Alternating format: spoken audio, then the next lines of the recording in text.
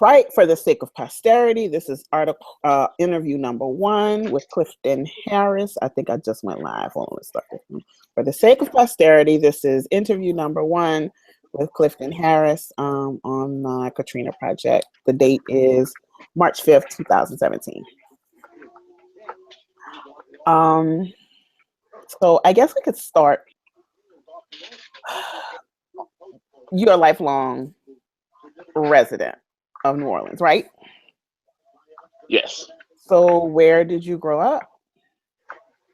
I grew up on St. Claude Street, Lower Ninth Ward, basically, from the age of 5 to I finally got out of my mama house. So, and they still live there when the storm passed. Okay. So they were there. That puts them there over 30 years, right? Uh, Or put them there over over. 2000, It was 2005. Yeah. they're 79 because we were on Congress Street Okay. across the bridge. So about 25 years, maybe. Okay. So your family, even when you moved out, were y'all still in relative close proximity to one another? Yeah, most of my family all lived probably within a mile of one another. Mm-hmm. All of my aunts, uncles. It's actually became part of the problem after the storm.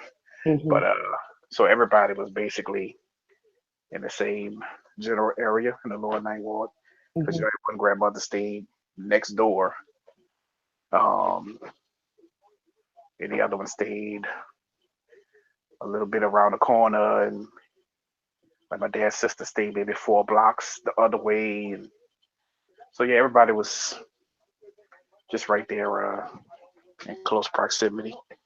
Okay. How often did y'all see each other? Was you average? Uh, like per week, Mm-hmm. depending on what foolishness I was doing, maybe three. I would say maybe twice, 3 times a week, maybe. Okay. So,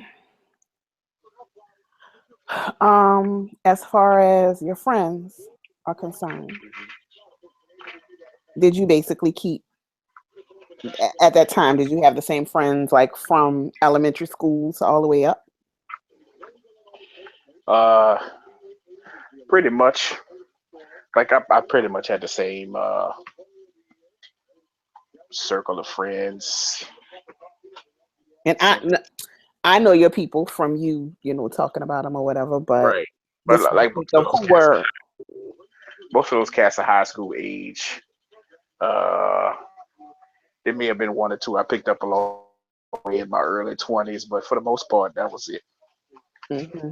So yeah, and I did have basically the same group of people. I'm not a big friend maker, so I either have none or the ones I do have tend to be pretty long time friends. Okay, and there. Do you want to say who, or Let's see. There's Big G. Oh, I need to use their real names. Or we whatever, doing whichever, uh, whichever you. okay, because Whichever if this isn't up in a book and you see his real name, we might have beef. you just identifiers, in case they come up in stories. Okay, so As it's Big G and Brian and Sid and Trev and Black Chris and my friend Sean and Kenneth, and that's really about it. Other than like my cousin Big Dave and stuff, hmm so that's pretty much my circle right there. hmm Still is for the most part. Okay. So and you for the you moved back Yes. after. So before we go there, where were you living before Katrina hit, or when Katrina hit? Like when you at the time, where were you living at the time of Katrina? Were you still in the lower ninth ward or No, I was in Pines Village in New Orleans East, right by the Bunny Bread Factory, like maybe two okay, blocks from Bunny Bread. okay, Yeah. okay. Um so you are a lifelong resident of New Orleans, hmm dodging hurricanes 20 plus years, almost 30 years. Dodging is a strong word because I think I think that's one of the for people in our generation. We never really had like a real. I mean, might have evacuated once or twice, but even those it just was like, man, it didn't even rain. Then you turn around Mhm. and just come back home, and I don't really know if we had a point of reference for that kind of devastation. Yeah. Did you You know what I evacuate? mean? I'm sorry. Go ahead. Did you evacuate for Ivan the year prior? Ivan was the first time I did. Okay. Yeah, Okay. Ivan was the first time. Okay. Where did you go for Ivan? Where did you evacuate for Hurricane Ivan? I went by my friend Trevor house in Brookhaven, Mississippi. Okay. So a year later, hmm um, you're hearing about this hurricane. Yeah. What, if you can go back to your thought when you first heard that it was looking like it was going to hit Louisiana, that it was going to hit New Orleans, what was your first thought, if you recall? Well, okay, so you were still here at the time. This will Mm-hmm. make sense. So I think remember I think like a month or two before that they had Cindy Mm-hmm. and she was supposed to be there. Oh, they kept saying, oh, she just was a like a mild tropical storm, and then like the next day all the trees was down and the lights was Mm-hmm. out and all this stuff had happened. Mm-hmm. And so I was like, damn, these things starting to get a little stronger. Cause she was like a tropical depression. They told her it's all messed up. Uh-huh. So I guess I kind of had that in my mind. And when I left work that Friday, like that's because Wednesday it wasn't even like pointed. It was pointed in the Gulf, but it wasn't directly coming toward New Orleans at the time. Mm-hmm. And so by Friday it was, and I just remember leaving work like, I really should take this stuff off my desk. But it's kind of weird psychologically to accept that this is about to be some sort of life changing event. So I think I was one of those people that was just like caught on that line of panic and optimism, because that's how I lost my computer. Because like I picked it up and I was like, man, I'm tripping. This thing, my house ain't gonna be flooded. So I put stuff down, I pick stuff up, put stuff down, and so I guess I just was on the fence, like, okay, I'm gonna go ahead and evacuate and stuff, but maybe it'll jog to the left like Ivan did, or So you think get you had some like, get some wind shear and weaken it a little bit or something, mm-hmm. which nobody was promising, but I just was hoping for the best. Mm-hmm. Um, at what point, so what day did you evacuate? And who, Sunday. okay, and was it just you and your immediate family? Just you, your significant other, and your baby, or It was how? us. It was us, my mom, my two sisters, and my baby brother. Okay. And we all went to my friend Trevor house again in Brookhaven. And him and his wife are from here. We all went to high school together. And when I called him and told him I was on my way with a car full of people, He was like, "Cool, just come on, no questions asked." But when he got there, I remember him telling me, he's like, "Man, you know, I think about it. You up here with me," and he was like, "I don't know what my mom and them met down there." So like, I went to his house with my family, and him and his wife was family was here during the storm. So I Mm, actually was like, but they didn't. They were, part of that whole group that, like my dad and a whole bunch of other people who was like, "Man, I'm not leaving for no storm." mm. So like, wasn't like we were taking up their space, Right. So Just did his family come eventually? maybe like they did some of them, uh, maybe like the next week Okay. So they or two, didn't because I think. Go ahead. they they didn't actually leave for the storm. No, Okay. but they were in that, because you know how it was. Like, Mm-hmm. not everybody got evacuated to the same spot, and so Mm-hmm. you might have like your uncle in Arkansas, your in Utah, you Yeah. know, people be anywhere. And then depending on like where you were and your circumstances, you might have hung out there a while. Like the people in Houston and stuff, they tended to be a little more comfortable because they were all together. Mm-hmm. Um, Whereas like the guy I met when I first came back to New Orleans, who told me he was in Utah, and first thing he did was buy a truck so he could drive all the way back to the south.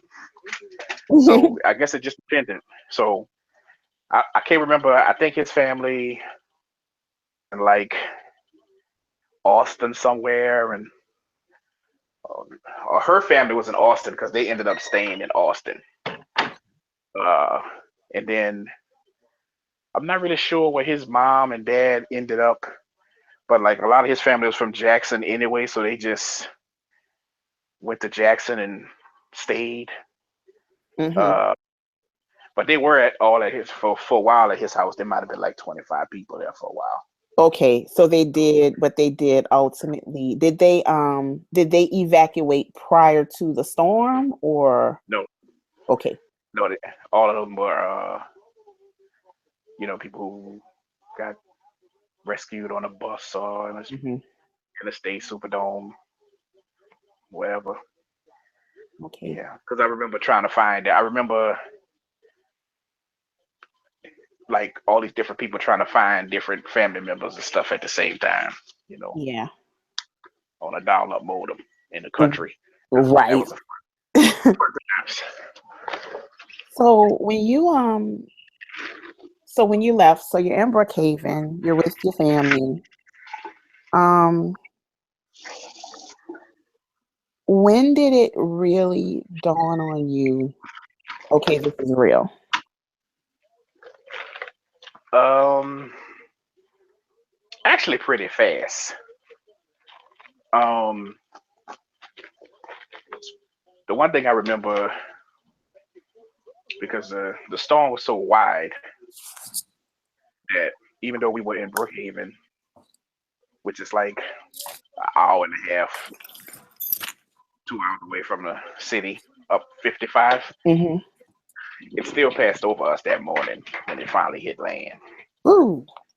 I remember like Jackson and Memphis and all the way up that way, all the way to Memphis, at least got tropical storm winds. Mm-hmm. So where my friend stayed, um, we were without power for a while. So I wasn't watching the TV like a lot of people were. So I didn't actually, for like the first 2 or 3 days, I didn't actually see um, anything that was happening. And then it was August and it was, pissy hot. Mm-hmm. He, Brookhaven, a small town, and one of the guys who he coached football with, daddy was the sheriff, his name Rod. trying to remember Rod's last name, but this guy who we never met let us all come stay at his house because he had power and air conditioning. Okay. Uh, that was the first time that I actually got to like watch TV, and they were doing like the overhead shots of the east and the night ward and everything. And since I'm pretty much a realist when it comes to most things. My acceptance kind of kicked in pretty early. Well, I wouldn't say acceptance, but I knew what was going on. Mhm. Um, pretty early. It took me like let's say a week. Mhm. You know, So you the went. Hold on 1 second. So you went a couple of days before you realized exactly what had happened. So it was a couple of days after the storm had passed. yeah, because I didn't have Right. any way to look. You have It power. wasn't like now, right? And it's not like now where you can like basically queue up anything on your cell phone. Mhm. Mhm. So I had like I don't even yeah, I had like just a text screen. So I didn't get pictures or anything like that on the one I had at the time. And so I hadn't seen what it looked like. I could hear it on the radio because you could get WWL radio that far up. Okay. And so I was listening to it on the radio, but I still hadn't actually seen like the actual water and stuff like that. And Okay. then so when I finally actually saw it, I was like, I don't know how this gonna work out, you know. So I and part of that is um I don't know how some people feel, but like I've always accepted the fact that when it comes to priority, Black New Orleans is always like at the bottom of the totem pole. And even if you got like black legislature and political leaders or whatever, when it comes to money and things like that, um, we're never gonna be a priority. And so I just never, when I saw how much the devastation it was in my head, I'm thinking, there's no way in the world they're gonna rebuild all this stuff for these Negroes. No way. You know what I mean? Like they didn't want to do anything for us when we was all there without any water. So what's going to happen now? Who's going to kick out all these billions to like rebuild all these homes and help all these people? And that's why Mhm. nothing that happened afterwards surprised me, like the you know tearing down perfectly dry project buildings that could at least been used temporarily for people to come home and all those other kind of things. None of that surprised me Mhm. because I just was like, this just the way it is. And now they really got us by the balls because we're not there. Mhm. So I knew we were going to take the L, and I was prepared to take the L. So your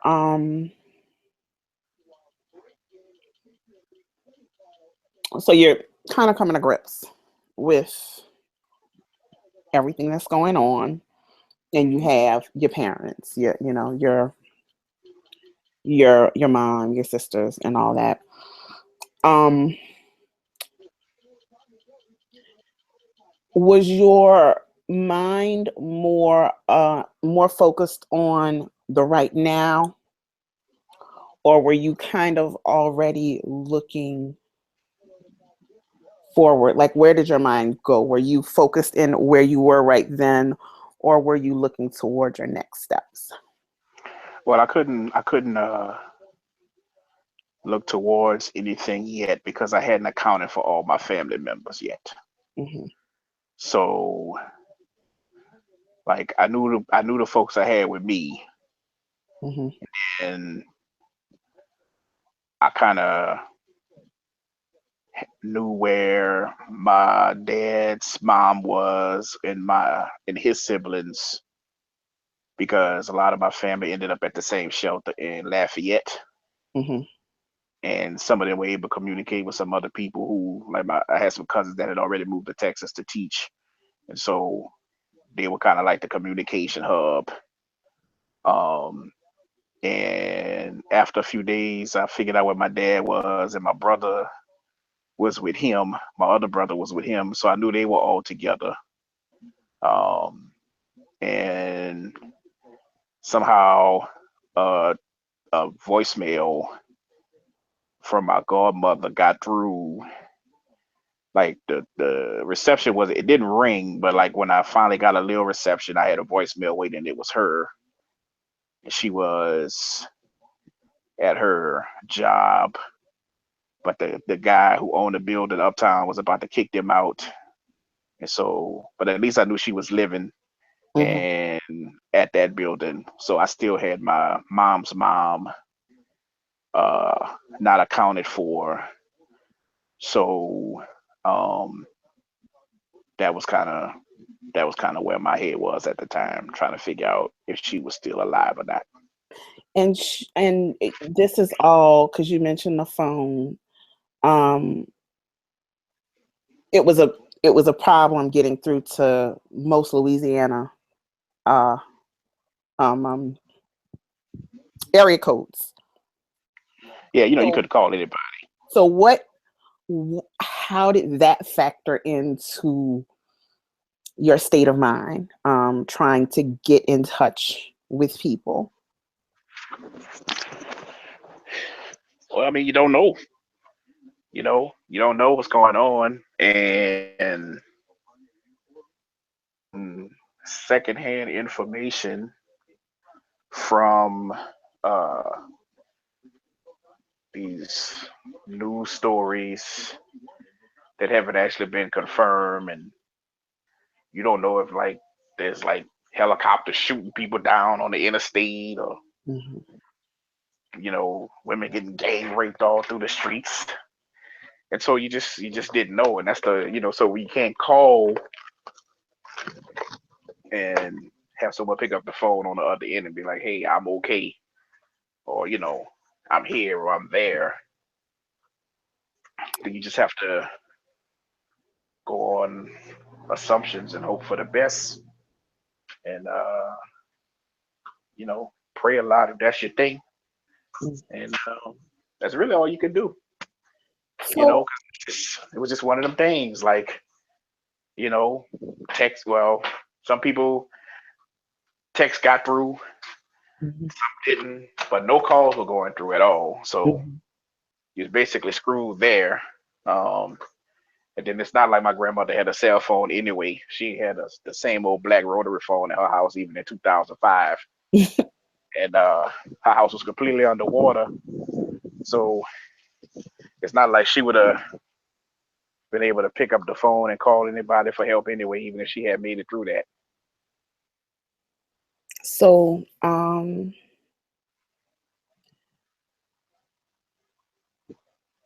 there's this, you have your family member who is missing, your grandmother who's missing. And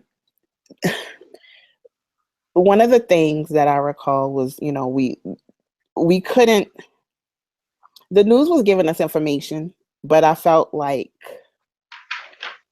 but there were, I won't say I felt like, but there were certain, you were getting a the similar areas, or there was just a general, the ninth ward was, what they talked about the most, and you were getting aerial shots of, what was going on there.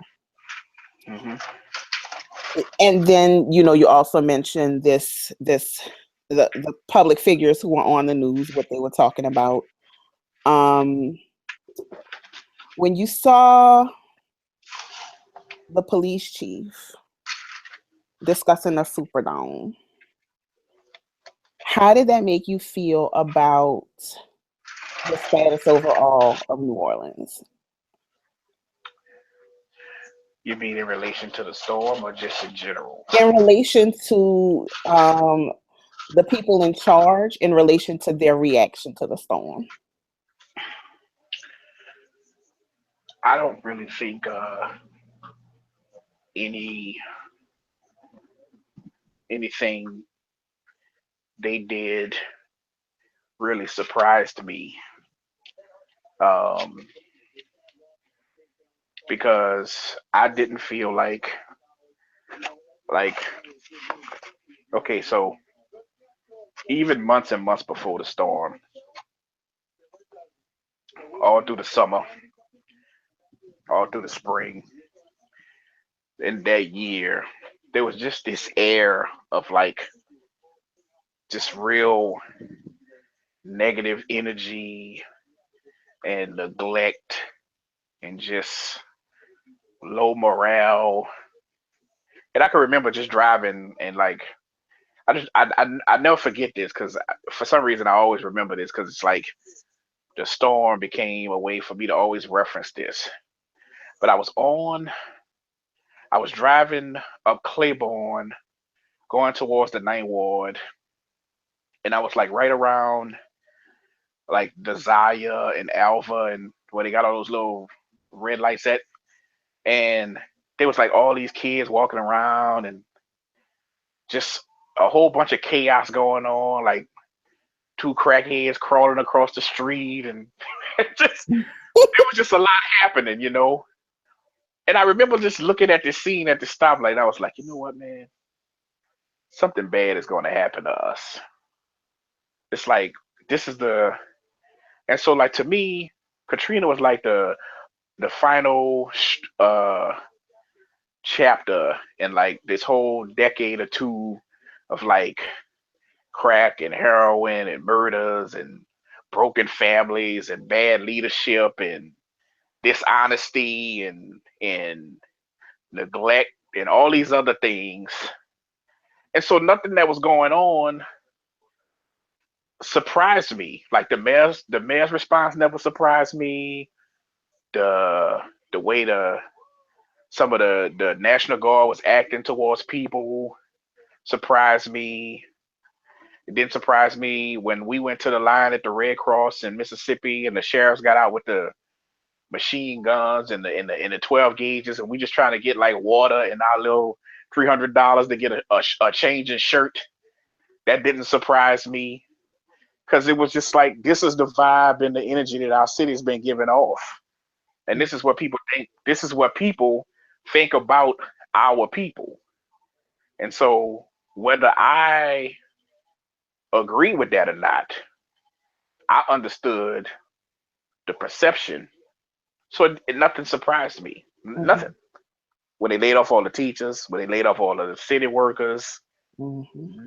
stuff surprised me. I was like, it's just like New Orleans to lay off everybody when they still in the shelter. And Mhm. you know what I'm saying? I was Mhm. like, it's a perfect New Orleans thing to do. Sure, you're looking for loved ones. You're stranded. You're in this shelter in some city you don't want to be in. What more could your city do for you than to come on and say we just laid off everybody? Great. That didn't surprise me. Mhm. Like that's a perfect New Orleans response to this. Yeah. So this is happening. You've got the storm. You've got this city that has totally been in turmoil prior to Katrina. But then you've got your family that is close knit, who you're still like you were looking for and searching for. So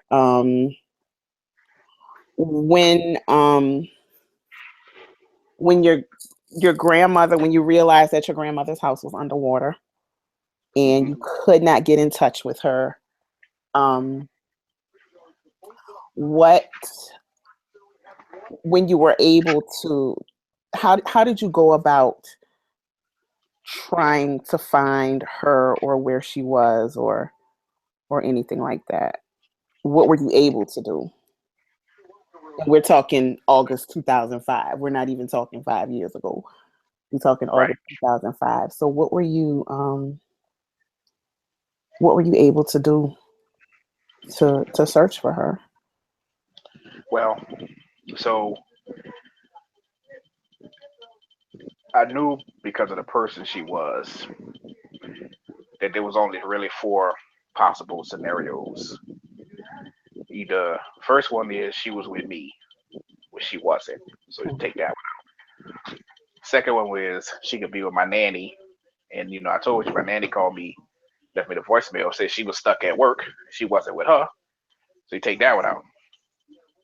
Third one was the only other person she could have been with was maybe the church, because she went to St. David Church for like 20 something years, and they used to go on all those little bus rides and everything together. And so I figured, maybe she's with the church. Um, but I didn't know, well, back then there was no way to really know. So they had that one, was it Yahoo? One of those services had like it wasn't Google because Google wasn't popping like that yet. Mm-mm. It might have been Yahoo, had like that directory where you could go in and like put your family member name, Mm-hmm. or I. cross. Might have been both. Mm-hmm.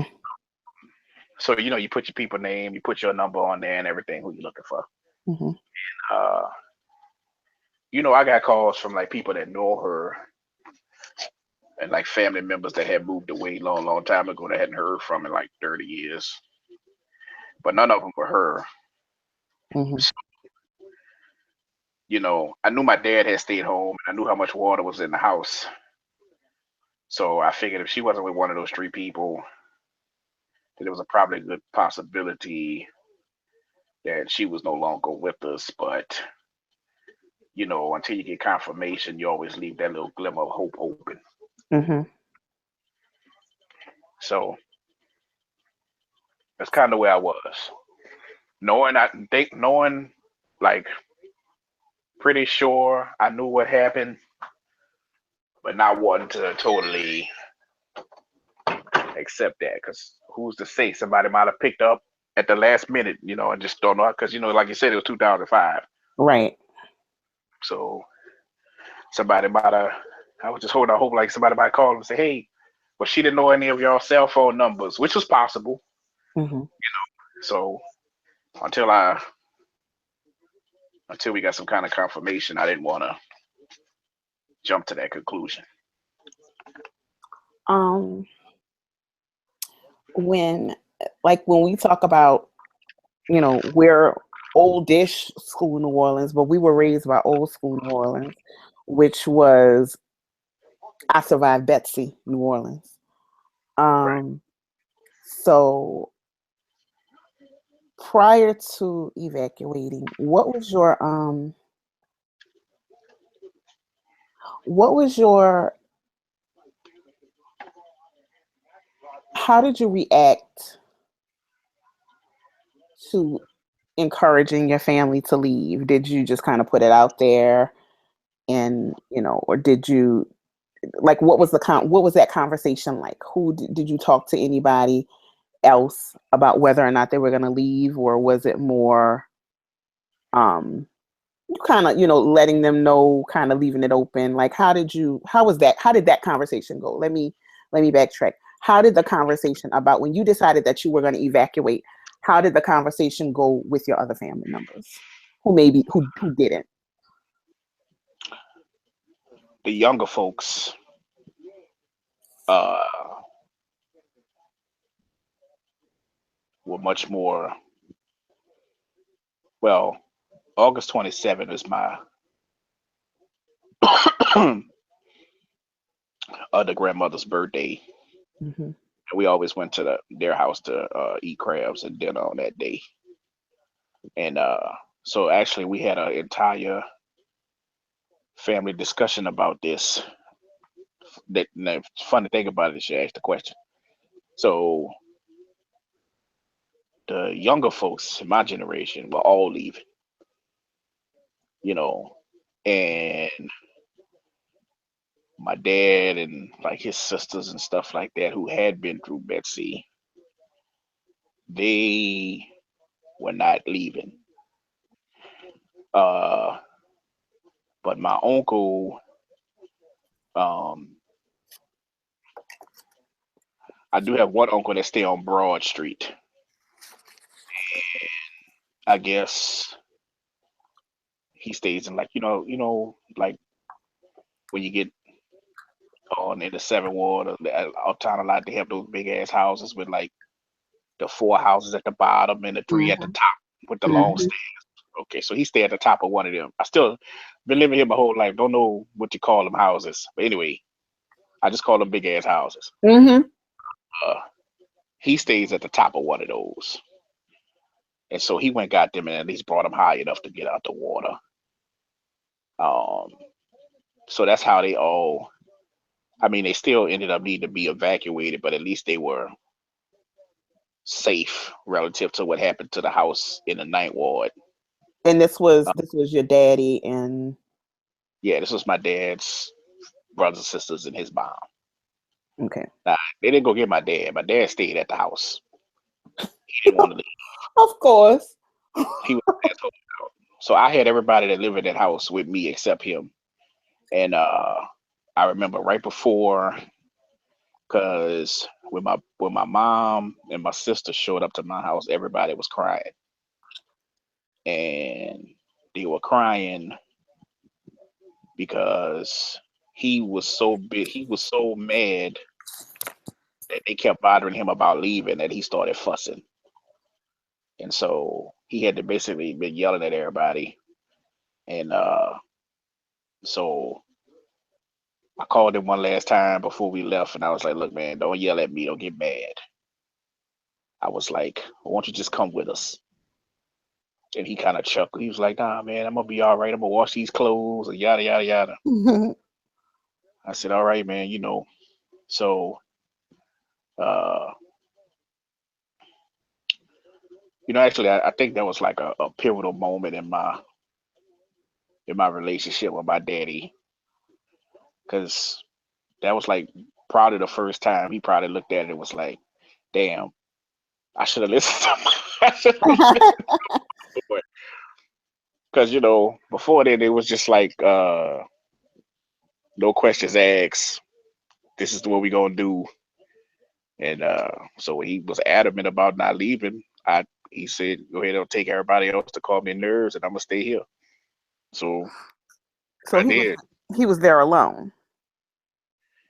Yeah, but it's funny because he was there alone. Well, turns out he was there on one side of the house, and my grandmother was on the other side.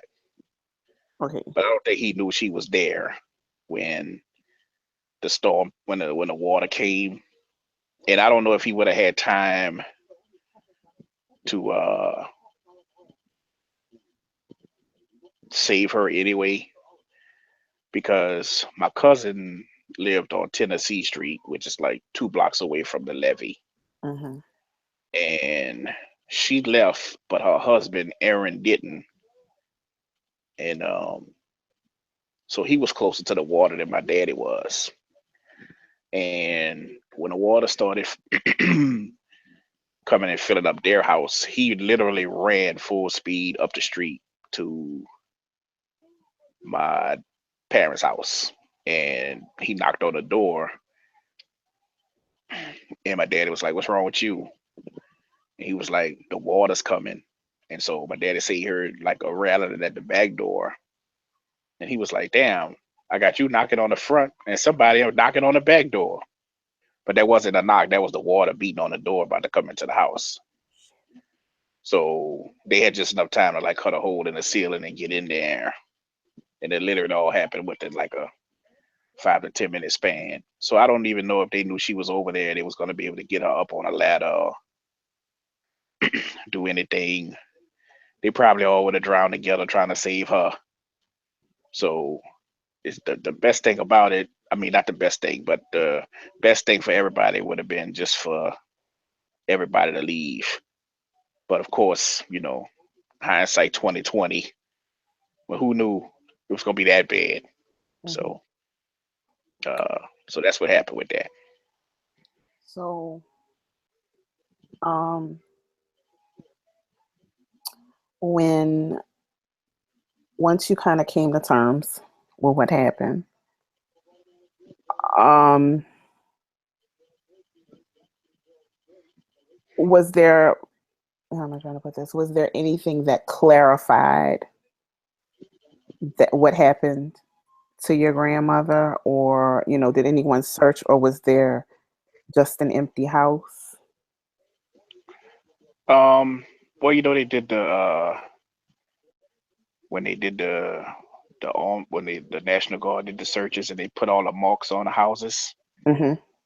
Um, when I finally made it to the ninth ward, I was like the first one in the family to actually make it down that far, Mhm. and I saw the one at the bottom of the little markings, and I had a pretty good idea what that meant, but like I said before, you're still trying to be optimistic, and I know that they were finding people in houses or buildings that weren't necessarily the ones where the person lived. Yeah. So I was like, man, that could be anybody. Might be, old boy behind the house or something. His body might have floated in there or whatever. Still in denial. Mhm. But they did the DNA test where they got, me, they my mom, me, my mom.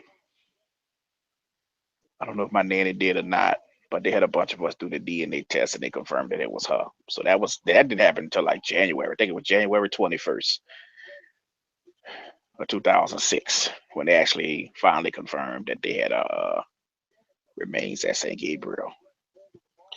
So So did you guys wait that long before there were services for her? we actually never had one Okay. because you know sometimes when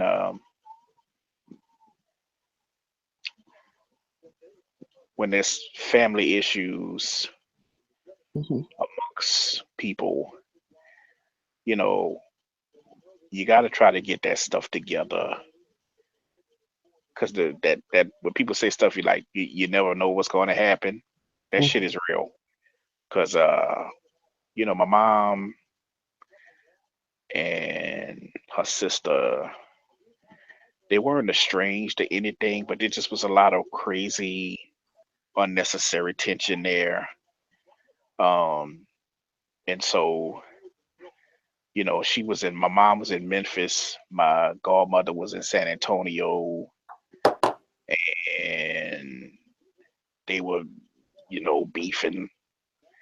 And my nanny was tripping, like my grandma had like $1 billion in the bank or whatever, and all kind of stuff. Mhm. And so, they probably haven't spoken in like it's probably been years now.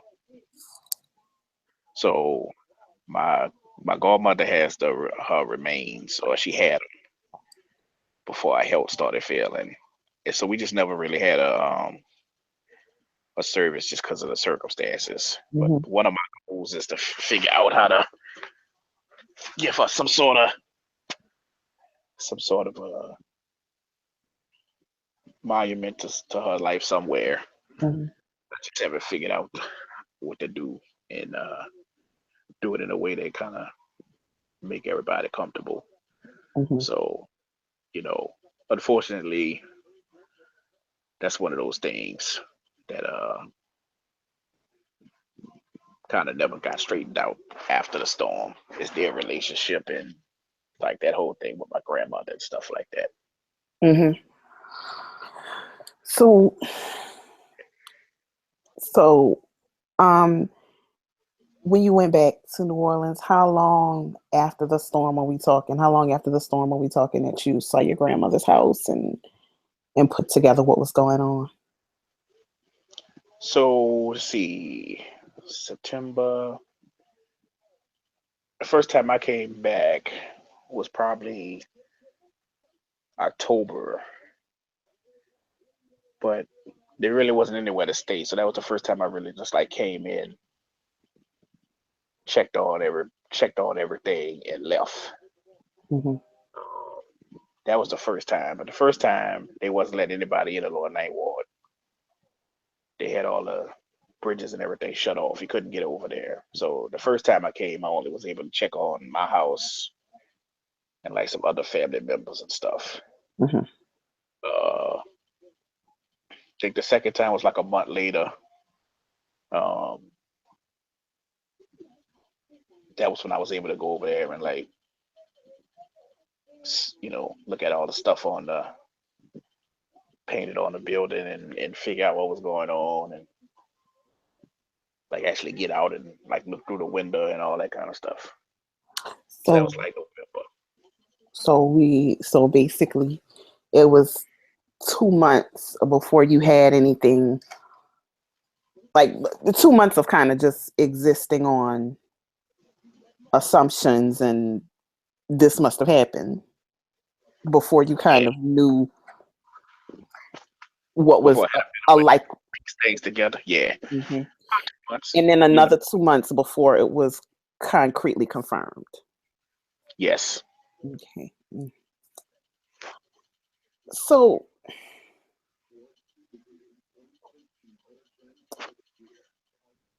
all of this is happening, and we're in the island of Cliff right now, where you have these are things that you're dealing with internally, but you also have a family. How did that impact you as a partner, as a father? Well, see, uh, and this kind of fits into when you was talking about the rule, Hmm. because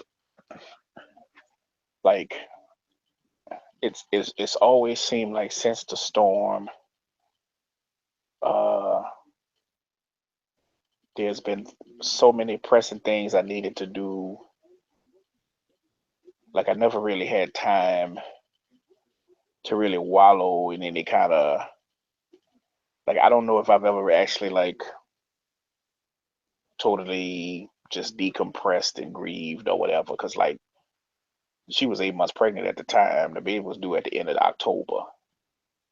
So I didn't have I like I had to we had to like figure out like we couldn't go back to New Orleans in no hospital. So you got to be stationary somewhere. So it's gonna be in Jackson, and I was able to work remotely because I had a real good director who basically mailed me all a laptop and some computer equipment. Once she figured out that we still had our funding for our grant, um, and she actually gave me a raise. So like I got like a $10,000 a year raise, and I was able to work from the apartment, um, and be stable, while she was pregnant. Okay. So I was focused on that kind of stuff, getting them straight. Had a baby about to make two. You know, I had to get furniture, baby bed, all that kind of stuff. Uh, so it was just like, and then uh, so that was like mainly what took my mind off a lot of the other stuff. Um, and I just was, I guess I just focused on that. I really didn't have a choice anyway. Um, so that's basically what I did. I just kept going through, because I know there's a lot of people who didn't have as much going on. Like I don't know how you feel about this, but I feel like a lot of people who maybe have been like single or didn't have any kids, they seem, I'm not gonna say they enjoyed it, but like their post storm journey was Very different. complicated. Yeah. It's like I was in Jackson trying to like get this together and find she was trying to find a OBGYN, and we're trying to figure out like which one of these hospitals do like childbirth and Mm. all these kind of things. And I'm talking to my boy, I'm talking to Black Chris in Houston, and he like, yeah, bro, I met this strip club got like $2 lap dances on Tuesdays. And I'm like, oh, that's nice. That's nice, bro. I'm trying to find a baby bee. Like, I just think based on like they just seemed like they was having way more fun in this situation than I was. Mhm. I'm like, damn man, these Negroes having a good time. I ain't doing none of this. Did you So yeah, no, I remember that. I remember like, kind of say hot Atlanta. It's like, girl, I can't find no job out there. I got two kids. Like this, they are not paying me what I need to pay. I ain't got no car. Like my car, big pimping, was falling apart. I ain't got no damn right, car. Um, I don't know what, like they were talking, everybody was going to Atlanta, like people who either had a two income household or didn't have kids were going to like Atlanta, Dallas, Houston, and that's all cool. But I'm like, these places just charging like $2,000, 2,000. They just paying $2,000 and $3,000 more than what I'm already making. right, I can't. I could, rent $400 more, but I'm making $400 more a month. But I'm making $2,000 more a year. That don't sound right. I can't. I right. can't fuck with it. Yeah, and that's what I was like. Like that whole. I feel like that dictated. Even my parents. Like I think my parents would have been back in New Orleans by now. But at the time of the storm, my brother was just starting ninth grade Hmm. at 35. School was like a weekend, and Right. they couldn't tell him like what school was gonna be open, close, and they was like, "Well, we gonna go home and just have him just be graduating when he's 21 because they ain't open the school." Hmm. So he started. He was in Memphis, and they got comfortable because he basically ninth grade. They can't leave till they just got comfortable and they found a nice house, and then that was history. But Hmm. like if they didn't, if everybody had been grown at the time and they was just them two, they probably would have just got them a trail and fixed their house and lived in the driveway for a few months until the house got fixed. But they had other things they had to worry about, just like I did. I was like, man, I can't be running on the highway coming down to have $2 lap dance Tuesday with you. And I got this woman. This woman already. She's stressed. She tired. She don't know what's gonna go on because she got a 2-year old and she gonna have a newborn. And we out here in this city where we don't really know anybody. This ain't the time for me to be playing around. So I did the responsible thing. But not everybody had that experience. Some people had a real good time. Hmm. You know. So you're out in Jackson. All right, you were in Jackson. How long did you stay in Jackson? So I don't know if we ever talked about this before. Nope. Because I So realized when I started when I got on this, I started realizing I don't know where Cliff evacuated to and what he did between the evacuation and moving back. So okay, so this is bad. So I went to Brookhaven. I work at the same nonprofit I was working at then. Um, so we were completely shut down basically. Uh, she worked at Bell South. So Bell South had an office in Jackson. So she didn't want to lose her job, understandably so at the time, because Bell South, AT&T, those folks been pretty mm, good. yep. So That's we what ended up, that was my daddy's bread and butter. So yeah, we wasn't giving up them jobs once you got in there. you gotta force them out of there. So we ended up at the Hampton Inn in Jackson Hmm. for like 2 months, which the 2 months at the Hampton Inn was actually pretty fun. I can't tell no lie about that. Those are nice. And plus, it was like being in a hood because it was like three hotels back to back. It was just like all New Orleans people just hanging out all night, eating crabs, and Hmm. that was like the most comfortable I felt. So we didn't move a week before baby was born, we moved out of the hotel and into an apartment in Clinton, Mississippi. Is that a Uh, suburb of Jackson? yeah, it's like right outside of Jackson. It's like Metairie. Okay. Um, so uh, so that would have been the beginning of November. So Trev, my boy, by him living there, being in that community for a while, he knew somebody at Jackson State, or one of his friends knew somebody at Jackson State, and he told him, "You see, yeah, my boy Cliff from New Orleans, he living up here now since the storm. He work in IT. Uh, so they was gonna give me a job at Jackson State. Hmm. So I told her about it. I was like, look, man, we up here, the baby's small, you working at Bell South. So I think I'm gonna quit via link and I'm gonna get this job at Jackson State and just stay here for a few years, and when they get ready for them to go back to school, we see what it look like in the city. Because I wasn't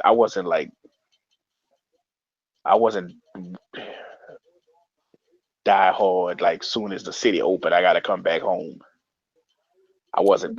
I mean, it ended up kind of that way, What but that was time frame? I'm sorry. What time frame are we talking about that you living in Jackson? How long? How that's what I'm long? saying. So I got so in January of 2006, the CEO at my agency called me and she was like, "I need you to. I'm gonna try to get you a trailer because I want you to start. Like they're starting to do things in the city at the agents, other agencies and stuff, and I want you to come back. I You know, mean, not before you. I'm sorry, not before you move back. I'm just trying to get a timeline of where. How long were you at Trav's house? How long were you at the Hampton? And how long? at Trail House for like at least we were only there like 2 weeks Okay. because I think when I went got my dad and my brother. Once I dropped them off, I ended up dropping them off in Baton Rouge because my daddy had a friend, Mr. Jesse, who came and got my mom and them and brought them to Baton Rouge with him. Okay. Uh, and so when I went pick my dad and them up from Arkansas, I brought them to Baton Rouge. So that might have been like the middle of September because it was like a, let's see, some of the length, the people wasn't up on the bridge for like a week, right? Mm-hmm. Okay, so it would have been whatever, like that second day, maybe the second week when they finally had everybody in a different location. And then so I was there maybe another week after that. So let's say from like mid September to the end of October, I was at the Hampton. And then yeah, that sounds about right. So maybe 6 weeks at the Hampton and the first 2 weeks was in Brookhaven, Okay. like that. Because the house in the Brookhaven house started to swell up because I told you once they started finding his people and stuff, they All started right. coming over there. And it was it was busting at the seams. That's how I Mhm. ended up Mr. Jesse to uh to come get my mom and them for me. Okay. Get somewhere for them to be because I didn't want to take up space and knowing his people was on their way. Mhm. So yeah, I probably like about let's say 2 weeks in Brookhaven and another 6 weeks at the Hampton, and then we moved to Clinton, Mississippi for the rest of 2005 and 2006. Okay.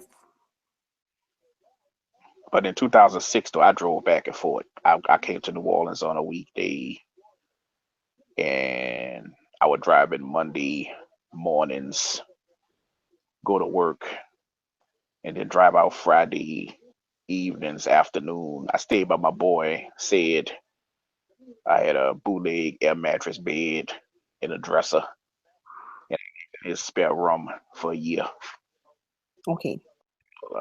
till he moved back to New Orleans. Okay. So were you renting your house before you lived? before you move before the storm, or had you purchased or We were purchasing it. okay, okay. Um what what am I feel like I'm missing something because I wanted to ask you something and I'm not writing the questions down as quickly as like I have like my set of questions that I know I want us to like I set of topics that I know I want us to cover and then you'll say something I'm like, ooh, let me ask about this. But sometimes my I'm hands trying to stay on topic without oh flying no no off on one of my no. No, that's totally fine because really what it is, it's not like you have tangents. it's not your job to stick to what I want to talk about. It's really, it's really your job to talk about your experience because I can, move things around. So you don't have to feel like, oh, I don't want to talk about that because she don't want to cover that. I want all of it. So All right, 'cause it's I'm one of the people that click out and just go on like a tirade for that's real quick. totally fine. That's totally Okay. fine. That's why, and that's one of the reasons I'm recording it, and I'm going to transcribe it, and I'm going to also let you. At some point, I'm going to send you the recording so that you can listen to it to make sure if there's, any things that maybe I said it was on this street, but it was actually that street. If there's any of that, you can listen to. Um, so you were in Mississippi for 2005, 2006. Yeah. Okay. And you said that at one point you had decided that was just going to be your resting place for a while. Like Well, you I wanted, yeah. but then she was so adamant about coming home as soon as possible that I didn't take the job at Jackson State. I just did the driving back and forth thing so I could keep my job in New Orleans because I was like, it don't make any sense for me to quit. Mhm. And, you know, like it doesn't make any sense for me to quit and go to Jackson State for like 6 months only to have to quit that and then go back to New Orleans and find a whole nother job. Mhm. So to keep me from having to start over even more than I already have to, I'm gonna just keep this job and keep this position, and then I'll just see y'all Friday, Saturday, and Sunday because you know, I wasn't trying to do that. So Mhm. so I did the back and forth thing up and down I-55 for a year, Okay. which was interesting. I could only imagine cuz that's a what? That's a 4-hour drive? But three. Mhm. I used to hit the highway about 5 in the morning, get to work like 8:30.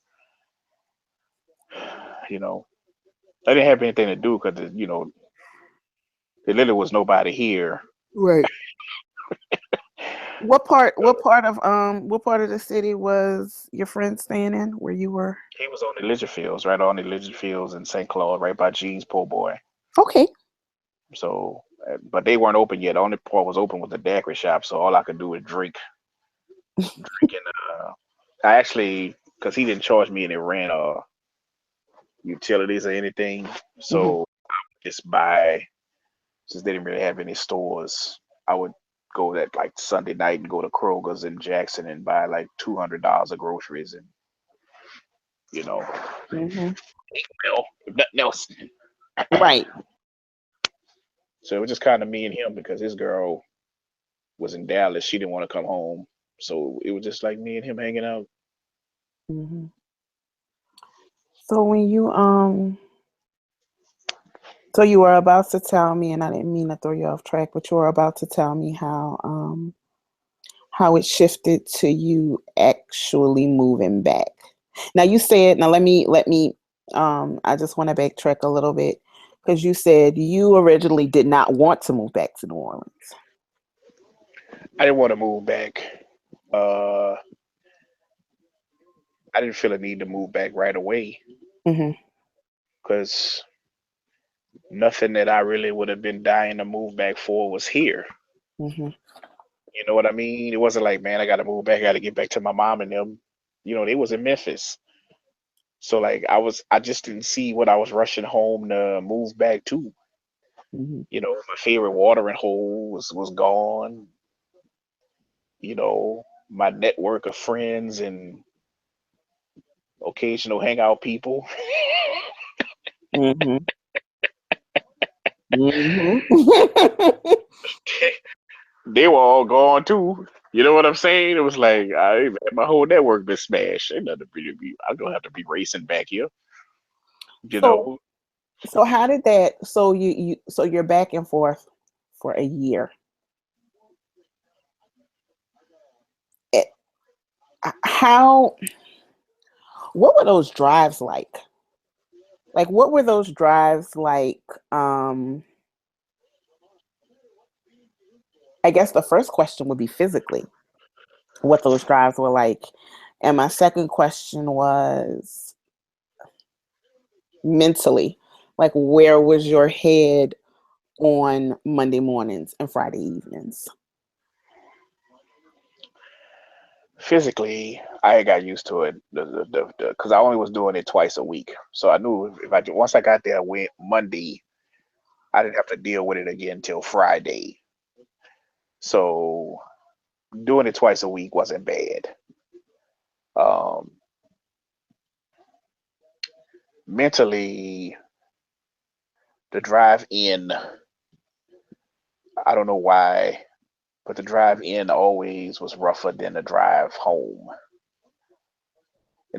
And I think, you know, this might be debatable with people from the city, and I'd be interested, to just throw this in your questions, or you read. You might already have it. If you do, then just don't worry about what I'm talking about now. But I kind of feel like looking back on everything now, I think it's easier to deal with the aftermath if you're not here. Well, at least because like in my point of view, you know, and maybe I have unique circumstances when it comes to this, but like I guess because like every place that I was, basically almost every place in person that I really was around post Katrina, either pre Katrina, either doesn't live here anymore or the actual physical location isn't there anymore. Uh, it's something to be here all the time. You know what I mean? Like it's really wild. Even now, after 10 years, I still trip me out when I go across the bridge and like my parents' house is like an empty lot, knowing that I lived there for like 25 years. You know what I mean? So And their like, house still hasn't been rebuilt, resold, nothing. oh, no, they tore it down because they sold it to Road Home because Mm, they bought another house. They bought another house in Memphis. hmm. So like just going by like where my grandparents' house was and just seeing like grass in the porch. Maybe if I visited and only had to deal with that like a few times a year, it might, and so that's why I think the drive in on the Mondays was much more mentally taxing than the drive out. Because the drive in, I just used to always be on the highway like, this is really ridiculous. Like I'm on my way to New Orleans and I don't really have anywhere to go. It's just like I just every Monday morning I was like, I'm really about to drive into my own city and I don't really have anywhere to go. Other than the place I was living with my boy, but like we was wasn't nobody here.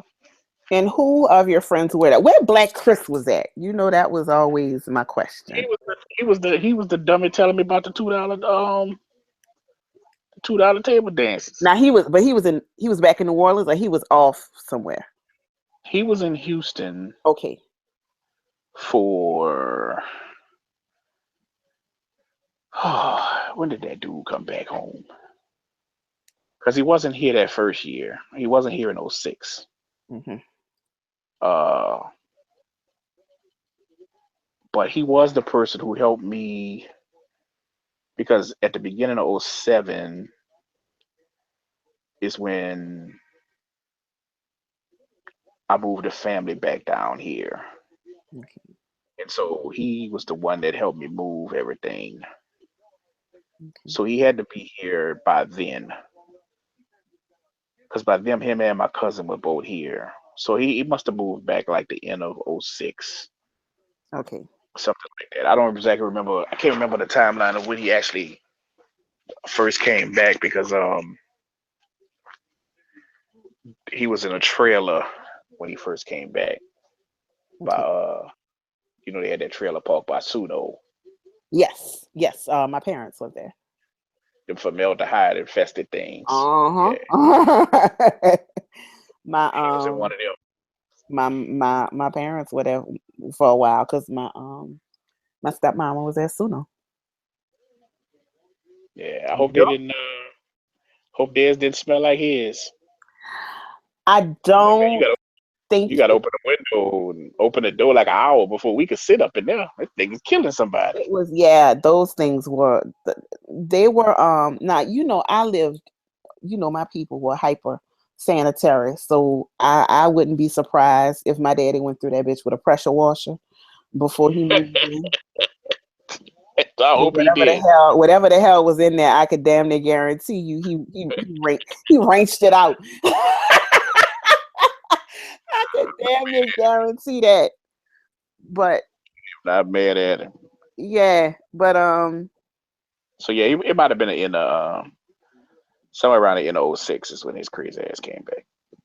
so Which I wasn't expecting to see him because he was having so busy. He was so busy having fun with with the the Houston Street. dancers in Houston that Mhm. I didn't think he was gonna make it back. But he found a way to pry himself away from the titty boys, as he liked to put it. I mean, And if you could get 50 lap dances for $100, yeah, which is actually not bad. But like, I didn't want to hear that while I was trying to house a pregnant obviously eight. not. Obviously not. You had That would have been going on. I'd have been like, hey man, I'll be over there for a little while. Come holler at you about 2 weeks. I just never had the time. so so you're there, and it's just you and your homie, and not a whole lot else. So this goes on for a year, and so now we're back to what was the catalyst that actually uh,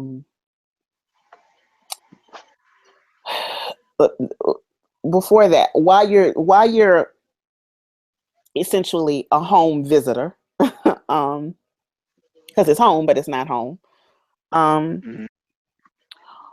what were you observing about the culture at that time? Um, it wasn't really one to me. Mhm. It was kind of like I think '06.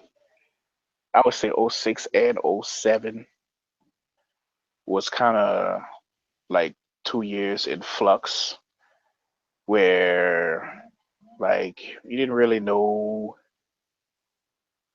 what was coming back, who was coming back, what was going to happen, what school was open, what school was closed, this, that, who was going to live here, who was going to live there. You know what I mean? We didn't Like, even have home Saints games.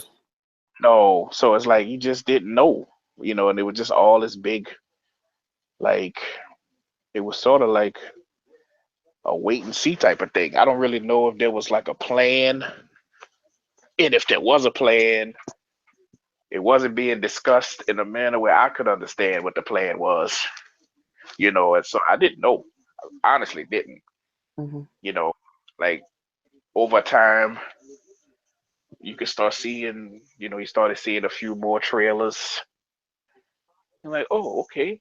Yeah, there are people coming. Oh, they're coming back. Oh, all right. And then, you just start seeing a few extra hippies. I'm like, hi, that look odd. I never seen a white dude this far down here. Oh, okay. Huh. That's puzzling.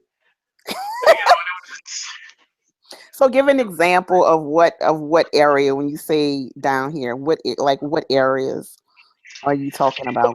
know, Like if you on, let's say Franklin and Galvez, Mm-hmm. you know, or if you on like right around Corpus Christi School, and Mm-hmm. you see like some white lady walking her dog. You're like, wow, she walking her dog kind of deep, you know. And so that was like the first maybe '07, '08, '07 was like when you first started seeing a few of those subtle changes. You So know, prior to that, did you see from a cultural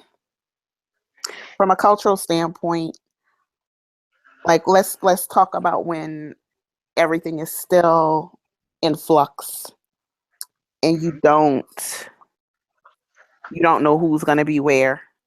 People are still gone. The city is still, for the most part, empty. Um, what what did you have any?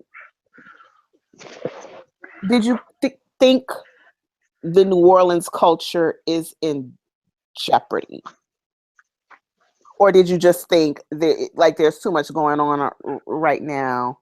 I'm not thinking about it. uh, it depends on what what aspect of culture you're talking about, because there's the culture which I separated. Like so, like there's a culture, the kind of culture that we grew up in. To like if we all having a conversation, there's certain references to certain places, certain things that we can all recognize, uh, and then that those type of things that we pass down to our kids and different generations. That part of the culture, is not in jeopardy because that's more of uh, a way of living type of situation. Hmm. So like you could be in Pittsburgh and you know your sister is in Shreveport. I think she's still in Shreveport. One of them Don't is. you have a sister in Shreveport? Okay, so you got a Yeah. sister in Shreveport, and then you have another one living in a different place. But the way you go about living and the vibe you have and how you raise your kids and what you eat and what you do and all that kind of stuff, it's pretty much consistent. You know what Hmm. I mean? So I wasn't really worried about that part because like when if I go to my mama house now, she lives in Memphis, but when I'm there, it's like I'm just sitting in the same. I'm sitting in her kitchen on St. Clair Street. Hmm. That part I was really worried about. I'm losing you a little bit. I'm just getting a little bit of wind, I think. I'm sorry, I had to go check on something right quick. I No, moved it's and then it's run fine. outside. I'm back. I'm sorry. It's Uh, fine. It was just blowing directly. I mean, I don't care about the noise because it's just me that's listening to it. I just couldn't hear what you were saying at all for okay. that second. So that's the only So reason. yeah, so you got that part of the culture Hmm. be there, but there's the part of the culture that they can uh, monetize and profit from. That Hmm. part is it's not really. I never really felt like it was in jeopardy. I just felt like it wasn't authentic as it used to be. You know what I mean? Like I'm So one of those people. when I, did you get when did you get that sense? I got that sense, Like when like was it? When did your not necessarily when you realized it was a thing, but um when did like let's say the yellow light? When did the yellow light come on for that? I don't know if uh, I'm trying to remember if there was like one particular incident. Uh, I mean, there's been a few things that like really bothered me, but I don't know if one. I can't remember one particular incident that I said like triggered the whole vibe. But you can like like I know this person uh who's like a very prominent person in like second line culture. Mhm. She's not from here though. Mhm. And so I guess through like just being in that blogger community or whatever, we became friends. Mhm. Uh One day she was like, Cliff, you want to take a ride with me to Best Buy? So I ain't doing nothing. Why not? So we're in Best Buy looking at these radios. And I'm like, what you buying a boom box for anyway? And she was like, oh, I'm getting ready to teach second line classes. And I said, you about to do what? Like, wait a minute. You ain't supposed to teach them. I'm like, you're supposed to just do what you feel. It's no set dance. I'm like, who is paying you to come to New Orleans to teach them how to second line? It was little shit like that that just started pissing me off. Mhm.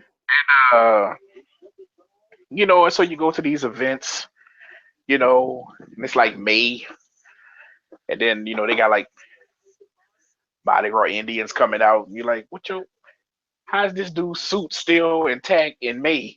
Well, he's supposed to tear this son bitch up already after Super Sunday and be working on the other one. I'm like, who got Mardi Gras suits around in the summertime? Just little things like that that sound mundane to some people, but to me, it signaled to me like, they've incorporated and appropriated this culture to the point where they don't really need the natives here anymore to profit off of this. Mhm. So all they really, really need out of like the the only thing they really need from the poor people who created this art is a few band members and some Mardi Gras Indians, and they can basically profit off of this and gentrify the communities that created this in the first place. You Mhm. know, so in that aspect, that part of the culture, when it comes to uh, that part, is I guess it's in jeopardy from the standpoint of you know you might go to a second line and they might have like an all white band and you know Mm. white Indians. I don't. That's not going to sit well with me. Mhm. What I'm saying, and I just feel like that's the part that always that's the part of the culture that's probably under attack more than anything. You were about to was that the when you said you were about to give me an example, was that the example? Because I'm trying not to be somebody who cuts you off and make you lose your thought. Um the the the second line teacher girl, or was there another example that you had too? No, because it was because there wasn't. I guess by the time that happened, by the time that happened,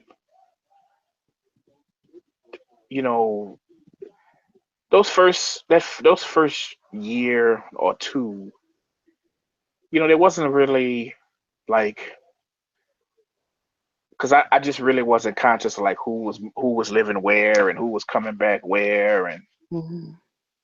so it didn't really dawn on me that like there were these pockets of like the hood where people were moving, but they weren't really trying to uh, they weren't really trying to change it from the hood. They wanted to be in the hood, but or how should I put it? They wanted the atmosphere of living in that type of New Orleans community, but they didn't really want like New Orleans, the type of people that normally would be in that community to be around them. Mhm. You know what I mean? They want to have second line. They want to do this. They want to do that. You know, I've told a few people like, hey man, this whole jazz second line funeral thing was kind of reserved for certain ages or certain status of people. Mhm. Random dudes like a 25-year-old dude, some random dude, they ain't really get no second line funeral like that. We just went to Rose and sent them all home. I mean, that might sound cold, but it's true. But You know it's what I true. mean?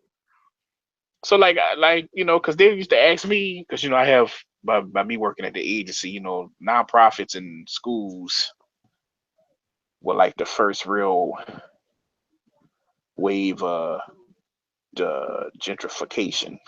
Mhm. So in my line of work, I've met a lot of them, and most of them, for the most part, their heart's in the right place. Hold on, and I'm only stopping you because that is a note that I have to put and make sure. Hold on. Go ahead. Nonprofits, because that's one of the most true things I've ever heard. Nonprofits and schools first wave. Even when I go back, I'm gonna cover this and make sure I have this noted. But I need this in a notebook too. I need this shit everywhere because that is one of the realest things I've ever heard in my life, and Yeah, they hit the ground. I've never heard of it. I mean, I've never heard people talk about it enough or put it so succinctly. But yeah, because that's the fucking truth. It Um. is. I'll testify to that because I've been on the ground floor of that. You know what I mean? Mhm. Like just you go to these meetings, you be like, damn, like we the only people in here from the city. Mhm. But this might be off topic. But since you brought it up, since we're talking about that, but I don't want to get off the other part. But What's it's up? uh because when you go to like these service provider meetings or you go to like a lot of these nonprofit meetings, like I can literally tell just by looking at the staff who's doing the hiring at a agency, because whether it's conscious or not, like uh transplanted came to New Orleans because they love the culture type of manager, 90% of their staff all tend to be that same type of person. Mhm. They'll be the ones, oh, Cliff, you going to Big Chief such and such party? I'm like, nah, man, I never really did that before. And oh, you don't go to those things? Like, nah, not everybody in New Orleans go to those things. But they, or then you have like the other ones of like the native white people from like Jefferson Parish. 90% of their staff tend to all look and talk like that. And then you could tell all the black ones, you know, you just see them walk in and be like, okay, such and such must be hiring for them. Mhm. So that was like that first wave, all the nonprofit people. And then when they did the whole Teach for America charter school experiment, folks. That's gonna be a whole. That's probably gonna be a whole interview of its own because I would love to get your viewpoint on But that. those are the people who, yeah, I would love to actually talk about it because those people are the ones that actually gentrify most of those neighborhoods. Mhm. And, you know, that's who set the it's weird how it happened because they kind of like set the groundwork, and then that second wave, that people who like had really like, I don't know if they, I don't know where these people found the money to live in these neighborhoods and like triple the rent, and then that just laid the groundwork for the Airbnb folks to come in and do the same thing. Mhm. So now we're at that Airbnb. Uh, we need affordable rent stage. But initially, right before Katrina, it was the right after Katrina. I'm sorry, the nonprofits and Teach for America folks that really came in and laid the groundwork for all that kind of gentrification to get done. But those people love New Orleans culture way more than we do. Mhm. And You way more know, than they love New Orleans people. right? And so in that part, I feel, like that might be more watered down than it used to be. You know, and so I don't know. Like, can you have the culture without having the neighborhoods? I don't know. You know what I mean? I'm not really sure about that. We might need to talk about that a little more, Oh, you know. absolutely. But so it's a touch and go type of thing. I think, uh, it's really weird. I just find it confusing, to be totally honest with you, because like I don't remember like what happened between the storm. What happened during the storm that made all of these people so infatuated by shit that poor black people in the world have been doing for like 100 damn years. Like, you walk around, you be like, man, like, when Hmm? did you want to live in this raggedy shotgun double that Miss Gladys used to pay three? What's different about this double with these two bedrooms and this little bitty ass hallway in the middle and the And that floor uneven? in a bathroom you have to walk through the whole fucking house to get to. And you gotta walk all the way back here to get to the bathroom, and that bitch got a draft, and you gotta put the heater on an hour before you take your clothes off in the wintertime, just Mhm. so you don't die. Okay, so my auntie lived in the same house, and the man charged her $275 to live in it. And you done brought your dumb ass down here, and now you paying $1,200 to live in the same regular ass house. And I just don't get it. And they can't even upgrade it. The funny part is they can't even upgrade it to justify it because it's but so much you could do with the fucking wiring and the gas and all that. That's the thing that's so funny to me. You paying all that money and but all they did was lay some new paint over fucking linoleum. Oh, I don't I don't get it. I'm just like, you living in paint bless you. over Formica. Thank you. They done painted over some I can't Formica and you paying understand. 1,500 for it. Stupid ass. I don't understand. Like I just like I don't understand. You know I don't get it. I just look at I'm like, wait a minute, man. I know how that house look inside. You know why they was paying that little bit ass rent? That's all this son of a bitch was worth. But they changed this is the greater St. Rock neighborhood. I'm like, no, it's not, man. So It's what? Yeah, they got all them different names, Esplanade Ridge, and Yeah, what the fuck? Like what I'm they just like, call the Saint Bernard Project? uh, is it Harmony Oaks? Wait, Get which the one? fuck out of here. It's it's River Gardens. That's the St. Thomas. Harmony Oaks is the Magnolia. Columbia Park is the St. Bernard. That's what St. Bernard is. Get the Columbia. fuck out of here. Get the gun. Man, I got some people living there. You Mm-hmm. my mama grew up in there when it was the St. Bernard, Mm-hmm. and I was standing out there one day. I said, "This is a goddamn shame." I'm like, this I say these are some nice apartments, but for some reason I feel uncomfortable being. I'm like, I'm not saying I want them to live in bricks that look like war torn, Somalia or nothing like that, but just something feel wrong about this neighborhood. Mm-hmm. It's like ain't nobody outside. They can't make no noise. I'm like, man, this is some bullshit. Like they treat everybody around here like a bunch of goddamn prisoners. Mm-hmm. He was like, I can't even have a barbecue grill out this bitch. I say, man, I don't know. So that kind of They don't, stuff, they don't you want know, the spirit of the project to they really don't. they don't want the ghosts of hood rats past to pop up and it turn into a fucking DJ.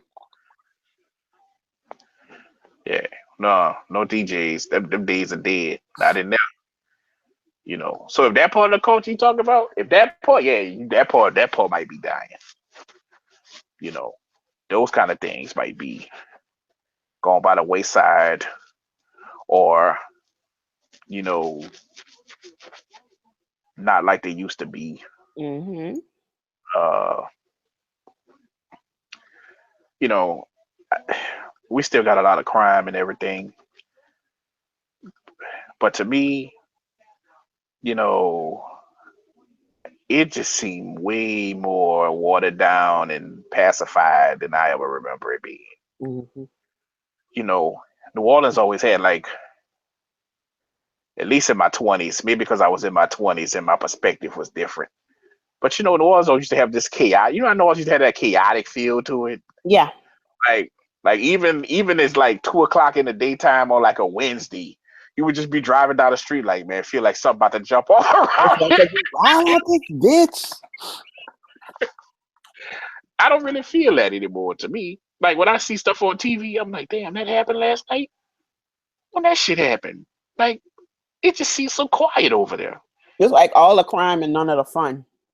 Yeah, they like we just. I think we just did a good job like masking it.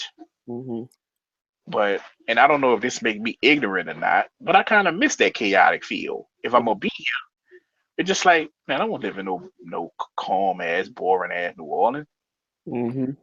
Like I like driving up Claiborne and be like, man, you don't know what's gonna jump out in the middle of the street. All right. Might be a second line, might be a crackhead. You just don't know. That's part of the charm. That's why the fuck I live there. But it just I don't now that feel to me isn't there anymore. I don't feel that anymore. But then again, I'm Do in you my think 40s that's now and I'm a dad, so maybe I'm just missing it. Maybe it's out there and I just don't see it, but I don't think so. but do you think that's part of the influx of transplants? I think that's got a lot to do with it Mm-hmm. because let's just be honest, you're not gonna eventually money's gonna win out, right? So if you didn't win and spend all this money to buy this fourplex on all these avenue, man, you're not trying to have that ballroom open all night like that no more. Mm-hmm. You know what I mean? I mean, you might have moved over there because you thought it was cool, because then I'm in the historic Storyville section of New Orleans, all that bullshit. But you don't want all that crazy shit going on around you. Mm-hmm. So eventually you're gonna call and call and call and send a letter and do all this, till you get the bar closed or till the police come harass everybody, make sure they go home on time and nobody's standing outside and the music ain't loud and then you rebuild the projects and they can't do nothing without getting kicked out, so they don't make noise and you know what I mean? Before you know it, you just got an old bull bunk ass city, you know. So yeah, in that sense of culture, that old chaotic, you know, say Brown about to go get in this fight over here. I don't feel that anymore. Yeah. You know, that might be that might be changing. You know, because a lot of that hood is shifted to the east. And Yeah. Which is what they always wanted anyway. true. Which is what they always like. That was always, that's a whole other story. Because I felt like that was always their end game. Once Yeah. they started, Well, when they started it flipping worked. out, when they started flipping out, what was it? They cleared out the Desire in the Florida and sent them all. They sent them all to East Shore and what was that? Off of Crowder. Uh, I know exactly what you're talking about because they sent the Albertville kids over. They sent all the Albertville people that way too. Mm-hmm. They all live right off of like Haynes and Crowder. Uh-huh. Yep. They all back there. Yeah. Yep. They sent them what to Linden to what's that damn behind the not what's that what was that on the what was that on Bullard and Hayne? You know what I'm talking about, that gas station or whatever. It wasn't the compact, I don't know the name of those. but you know what I'm talking about. I know exactly what you're talking about because like like my babies was going to school right there. I got that. I refused to stop at that gas station, Mm-hmm. but Mm-hmm. it's a name. It's just a London Lincoln Now, condominiums. I uh, know it's started the with ones yeah, that's on hood Bullard, right I can't remember the name of them because it was something else before. It was something else before I moved. I think it was Bullard Place when I was living there. Let me tell you how bad Bullard Place was. I think it was Bullard Place when I was there. That bitch was so fucking wild. I was that's when I was still, going door to door with the witnesses and stuff. The witnesses ain't even go out there. there. Nigga, they ain't go out there except when they was in a group. It was that hood, Linden, back behind a compact in East Shore. Uh See, they then gonna have to those find their salvation on their own. I ain't listen, going. we leaving this one straight to Jesus. You gonna have to get him on the main line your damn self, nigga. No, you had to it Yep. was in streets right on the side of Gaudette. It was they started flipping them all out there. And the thing about it was, I think the city was so damn corrupt, they was stealing the money they was supposedly using to gentrify those other areas. And so Katrina gave them what they needed, I think. That's my personal off the books, ain't going in the book unless I could prove it theory. um Um, I think now, uh, because me and Sid was having this conversation the other day. I think now we're at that point now to where I think they've done a lot because for a while we were doing all those movies and shit, and they were like, "Oh, this is Hollywood South and this and that," and so we're not doing as many movies because of mhm, those tax credits running out, and mhm. they got a lot of. They talk like they got this tech thing popping off, but really it's a whole bunch of little one and two man startup companies with like an app here and there or something. So ain't no Google, Twitter, Amazon, none of that shit. Right, that ain't coming. And so we wondering like, who gonna buy and rent all this goddamn shit y'all and put on the market for these dumbass prices? Because I don't think that gentrification. I don't know if we can sustain more than we already done took on. We might be at our limit of new white people. I hate to put it that way, but it might, because I don't know if we got the I don't know if we have the job market to attract them. Yeah, That nonprofit uh school reform money that already been spent or running out. child. 'Cause for a few years, man, like every day, like they had people coming to training. They had a lady came to training one time, man. She was from Arkansas. She had literally like just got to the city like 2, 3 days before she came to the training. I was like, God damn, how you got a job? I'm like, you got a job and you weren't even here. Listen, She was working for Volunteers of America. So we had a lot of that going on for a while, but they had all that influx of Katrina. who that? Huh?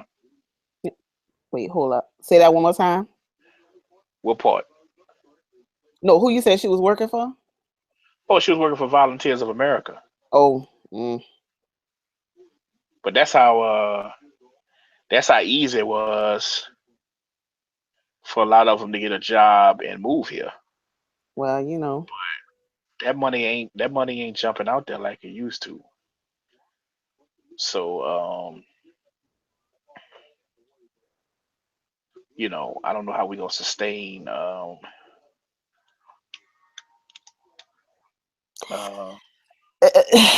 this sometimes, shit. sometimes New Orleans. You remember What's Love Got to Do with It? When Ike show up for Tina and he's kind of poor mouthing about all these things, like he getting sued and all that. She like, you took all this money, Ike, and you ain't deliver. And she was free of that shit. That I think is one of those things that's gonna come to roost soon enough in New Orleans.